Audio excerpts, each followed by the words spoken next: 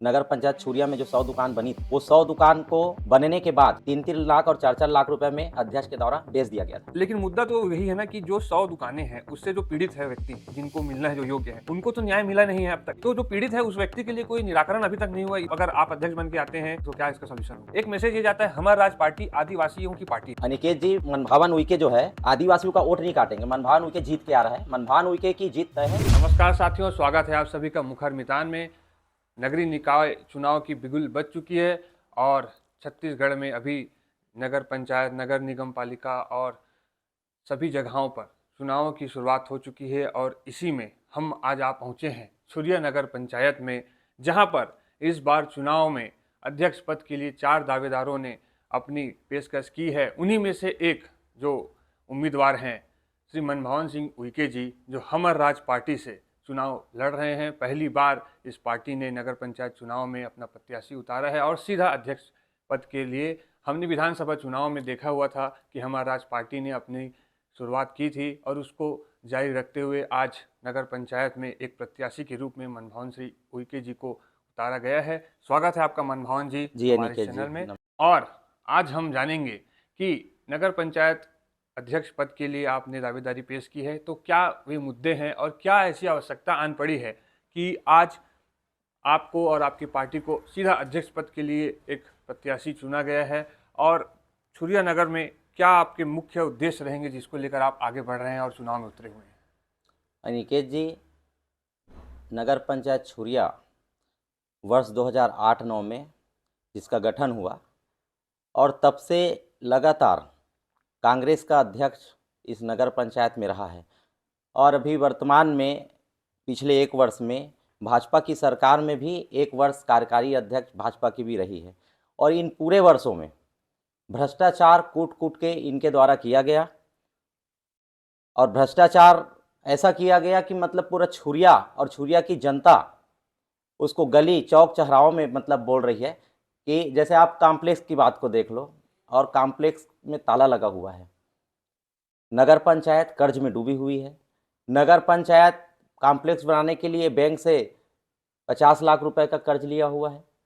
इसके अलावा जो राशि लगभग 1 करोड़ के आसपास की राशि जिसको गारंटी में रख के 50 लाख रुपए कर्ज ली है। गारंटी जो ली है वो पैसा तो फंसा ही है और वो 50 लाख रुपए का हर माह नगर पंचायत जो है ब्याज दे रही है। इतनी सारी समस्याएं हैं नगर के सामने और आप जैसे नेता सामने आए हैं, अब तक इसमें कोई पहल क्यों नहीं किया, इसमें कोई कार्यवाही क्यों नहीं किया? क्योंकि आपने कहा कि कांग्रेस की इतने समय तक सरकार रही, फिर उसमें जो घोटाला हुआ, फिर 1 वर्ष भाजपा को जो अवसर मिला, उसमें मुख्य मुद्दा जो आपने उठाया है 100 दुकानों का, उस दुकानों को लेकर अब तक कुछ ऐसा हमको पहल दिखा नहीं कि इसका निवारण किया जाए। क्या ऐसे कारण नजर आते हैं आपको?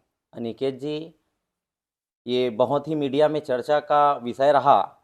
नगर पंचायत छुरिया में जो 100 दुकान बनी थी, वो 100 दुकान को बनने के बाद 3-3 लाख और 4-4 लाख रुपए में अध्यक्ष के द्वारा बेच दिया गया था।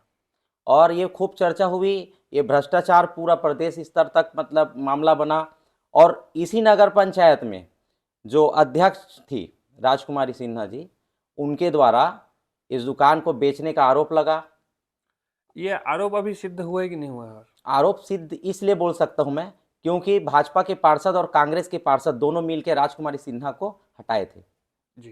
उनके खिलाफ अविश्वास प्रस्ताव जो लाया अविश्वास था। प्रस्ताव ला करके उनको हटाए थे। तो लेकिन मुद्दा तो यही है ना कि जो 100 दुकानें हैं उससे जो पीड़ित है व्यक्ति, 38 दुकानों को जो तोड़ा गया था वो है, और उसके अलावा और जिनको मिलना है, जो योग्य है, उनको तो न्याय मिला नहीं है अब तक। और पिछले 1 साल से आप देखें, आपने कहा कि कांग्रेस के बाद भाजपा के जो अध्यक्ष रहे, उस समय भी कुछ उसमें कार्यवाही नहीं की गई। तो जो पीड़ित है उस व्यक्ति के लिए कोई निराकरण अभी तक नहीं हुआ। इसमें किस तरह से आप, अगर आप अध्यक्ष बन के आते हैं तो कैसे आप देखते हैं इसको, क्या इसका सॉल्यूशन होगा? देखिए, भाजपा और कांग्रेस ये दोनों एक दूसरे चट्टे बट्टे हैं और ये दोनों भ्रष्टाचार से लिप्त हैं।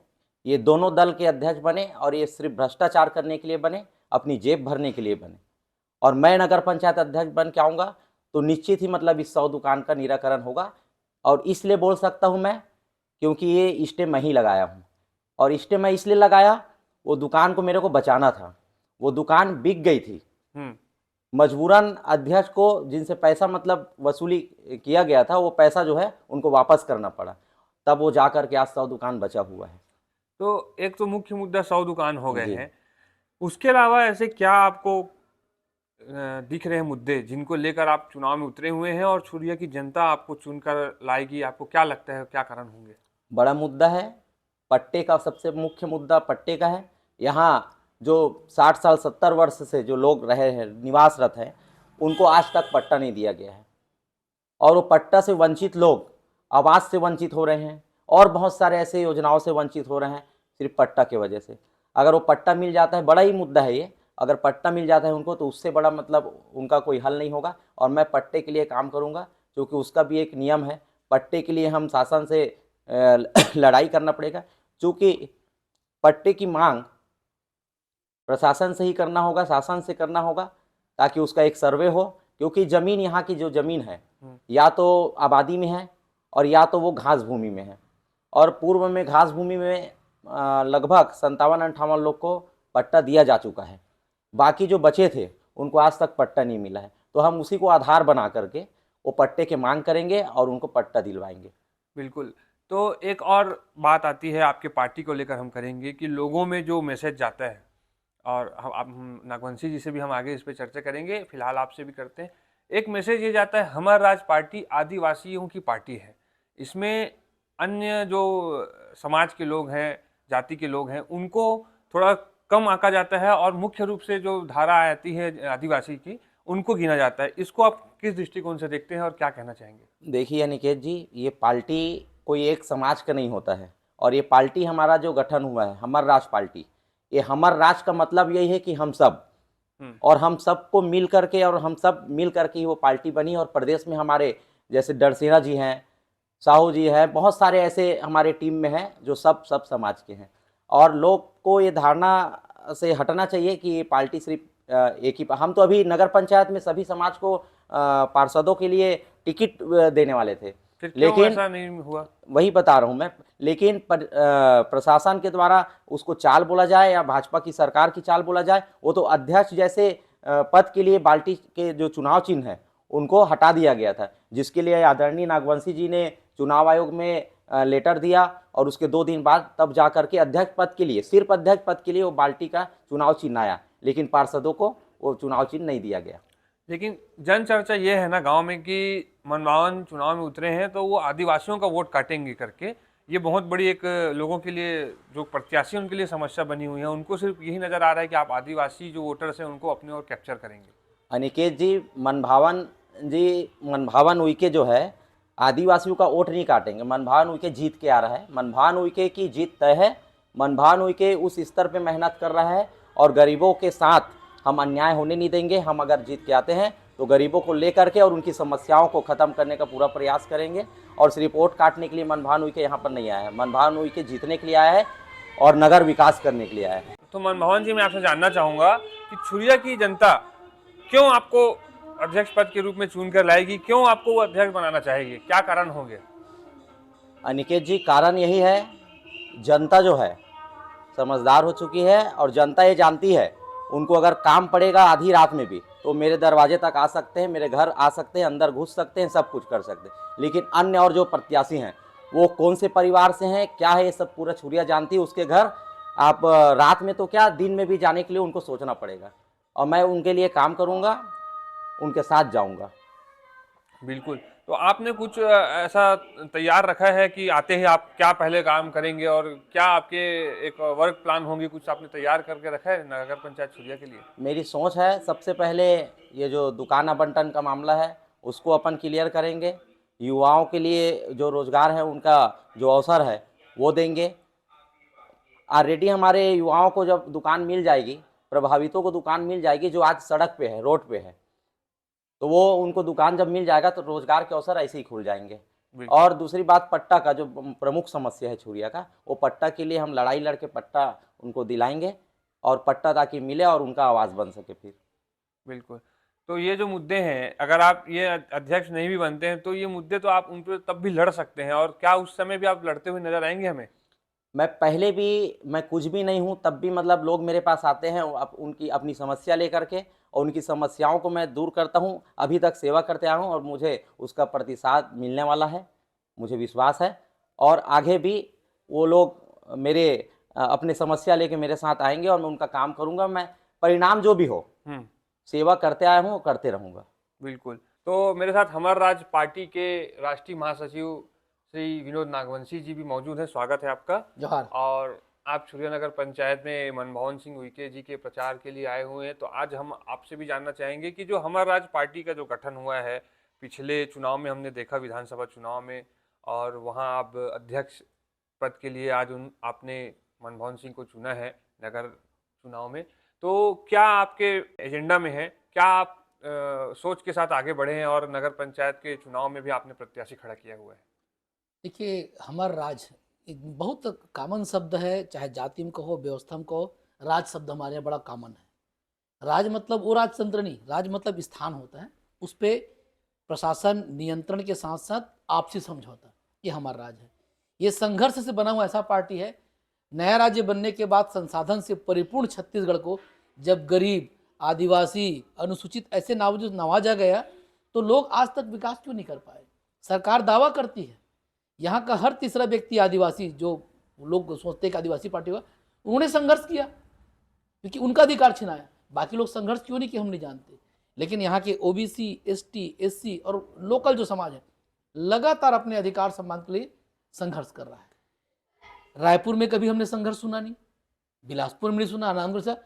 ये संघर्षों को लेकर जब समझ आया, लोकतंत्र कहता है for the people, by the people, from the people. जनता के द्वारा चुनी हुई सरकार अगर उनके हित में काम न करे, संविधान के विपरीत काम करे, तो जनता को तय करना पड़ता। लोकतंत्र में आंदोलन धरना से ज़्यादा जरूरी होती, राजनीतिक रूप से आप उस पृष्ठभूमि में आके आप तैयार करो। हमारा राज पार्टी बनी, लोग को लगता है 1 साल का, वास्तव में 1 साल पार्टी बनी हुई, लेकिन हमने सारे चुनाव लड़े, कंटेस्टेंट किए और मैदान में आज भी हैं। बहुत सारे पार्टी आई चली गई, लेकिन ये स्थानीय पार्टी है। यह जात समाज से ऊपर प्रदेश की पार्टी है, जिनके मुद्दे हैं जल जंगल जमीन के साथ स्थानीय स्तर पर यहाँ के संसाधन का उपयोग यहाँ के लोग करें। और इस पार्टी में बस्तर से लेकर सरगुजा तक हम कंटेस्टेंट लाते हैं, लोग स्वेच्छा से आते हैं और चुनाव लड़ते हैं। रही बात नगर पंचायत छुरिया की, जब नगर पंचायत बना तब कुछ गांव वालों ने विरोध किया था कि भाई हमारा अधिकार चला जाएगा।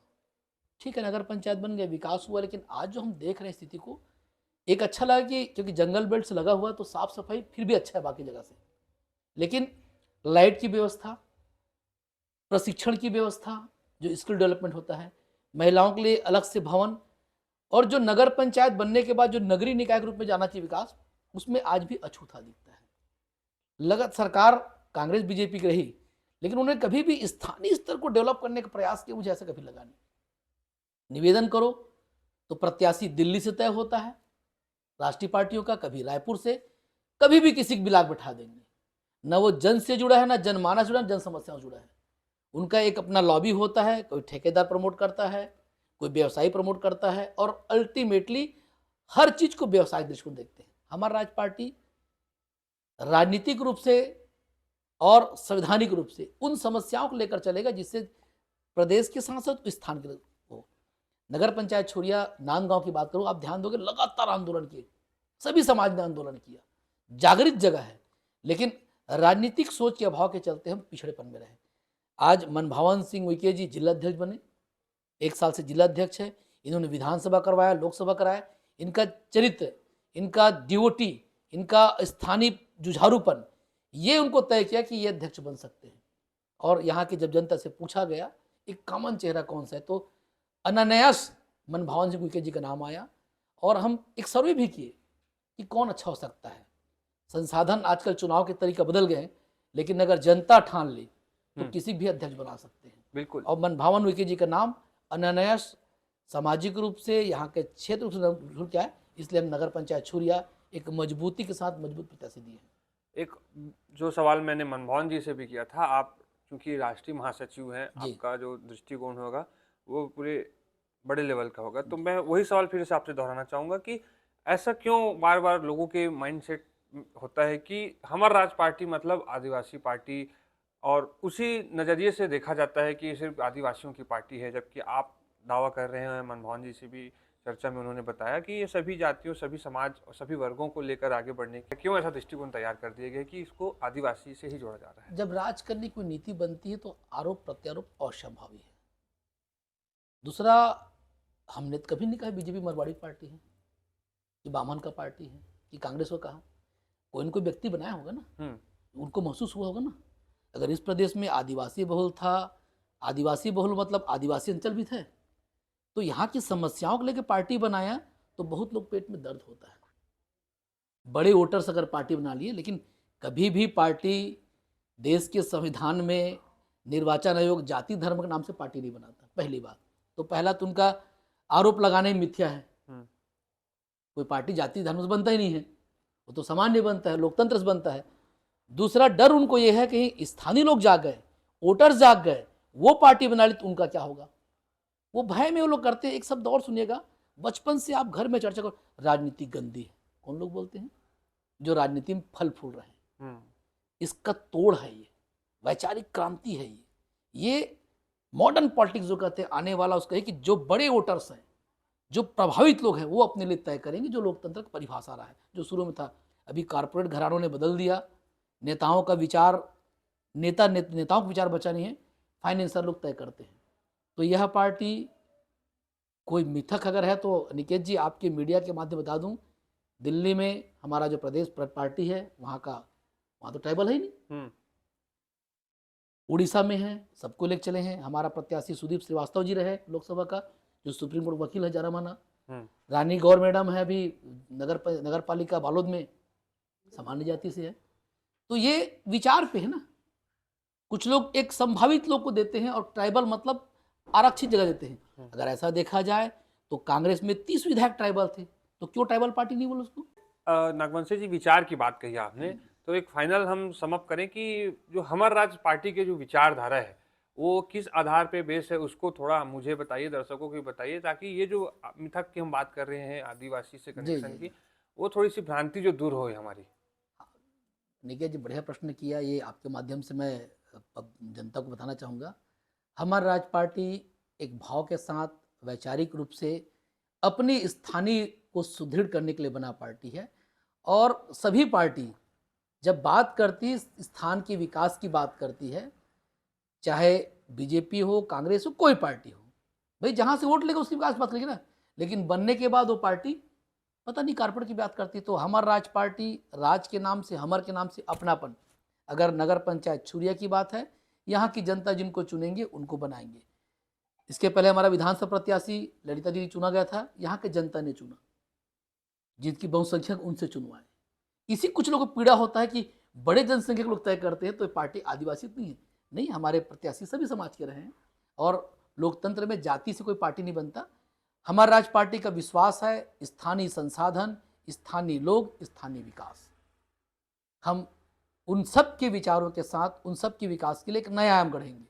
आज़ादी के 76 साल बाद भी सरकारें लोग को 1000 रुपया बांटने की दावा करे, जो निर्वाचन आयोग से मना होना चाहिए।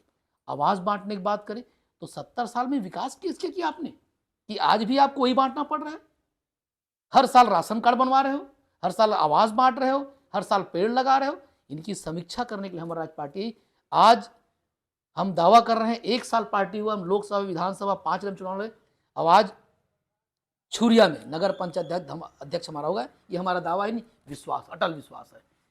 और इसके साथ ही दृढ़ संकल्प है कि ये जितने 70 साल में इन्होंने करप्शन किया है, जनता के पैसे को खाए हैं, संसाधन की लूट मचा रखी, उनको हम इन 4 साल के भीतर, सरकार भले उनकी रहे लेकिन वैधानिक रूप से हम विपक्ष के रूप में भूमिका निभाएंगे। सामाजिक की दायरा सीमित होता है, राजनीति की दायरा असीमित है। हम संवैधानिक रूप से उनके ऊपर विपक्ष लाएंगे, उनको एक्सपोज करेंगे और जनता को दिखाएंगे जो सरकार चला रही है वो मक्कार है। और अगर आपकी राज है, आपकी संसाधन है, तो आपका राज होना चाहिए। हमारा राज आएगा, ये हमारा दृढ़ संकल्प है। बिल्कुल, बहुत बहुत बढ़िया आपने तरीके से बताया और मैं आशा करता हूँ लोगों को भी कुछ बात जो भ्रांतियाँ थी वो दूर हुई होंगी। और ऑल द बेस्ट कहना चाहूँगा आपकी पूरी पार्टी को, मनमोहन जी को, कि चुनाव में आप बहुत बढ़िया तरीके से उतरे हुए हैं, लगे हुए हैं। और एक मेरा अपील मीडिया के माध्यम से, क्योंकि प्रचार का समय है। मैं चाहूँगा सभी छुरिया के जनता से दिल से मैं आप सबसे आग्रह करता हूँ, एक बार अवसर दीजिए एक ऐसे युवा साथी को जो आपके साथ लंबा चलेगा, हर पल चलेगा, सुबह शाम तक चलेगा। आप पत्रकार रहे हैं, सामाजिक प्रमुख रूप में रहे हैं और यहाँ के पल पल के ही पले बढ़े हैं खानदानी रूप से। एक अवसर दीजिए, हमारे राज्य के साथ दीजिए, आपका हर समस्याओं का हल होगा, ऐसा उम्मीद है। सबको शुभकामनाएं। बिल्कुल, बहुत बहुत धन्यवाद आप सभी का। आप सभी ने अपना कीमती समय दिया और एक बार पुनः आप सभी को बहुत बहुत विशेष और धन्यवाद।